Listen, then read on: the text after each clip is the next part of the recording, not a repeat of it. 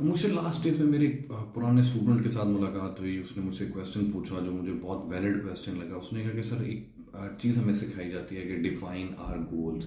Goals लिखें, हम goals लिखते हैं, हम गोल्स के ऊपर काम करते हैं, तो क्या उन गोल्स को पाने का कोई तरीका भी होगा?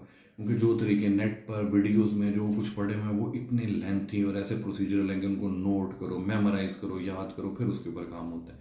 बट कोई ऐसा सोल्यूशन होगा, कोई ऐसा एक तरीका, कोई एक ऐसी बात होगी जिसके साथ हमें लगे कि हमने अपने गोल्स को जो कन्वर्ट कैसे करना है? तो मैंने तो एक सिंपल सा आंसर दिया जो कि उसको भी बहुत अच्छा लगा। मुझे लगा मुझे आप लोगों के साथ भी शेयर करना चाहिए। फौरी गो फॉर द एक्शन। फौरी तौर पर एक एक्शन प्लान ड्राइव कर लें।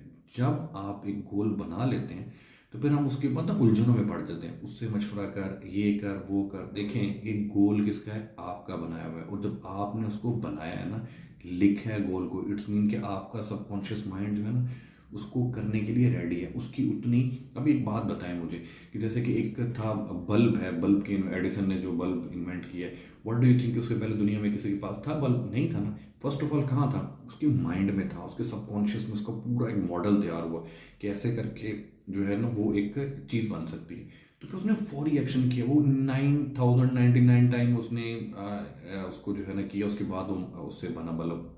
मतलब हमें फौरी एक्शन की तरफ जाना चाहिए, क्योंकि अगर हमारे माइंड ने उसका स्केच बना लिया ना, इट्स मीन कि यू कैन डू दिस। फिर लोगों के साथ डिस्कशन में और उसमें अपना वक्त ना उड़ जाए। जस्ट फौरी गो फॉर द एक्शन।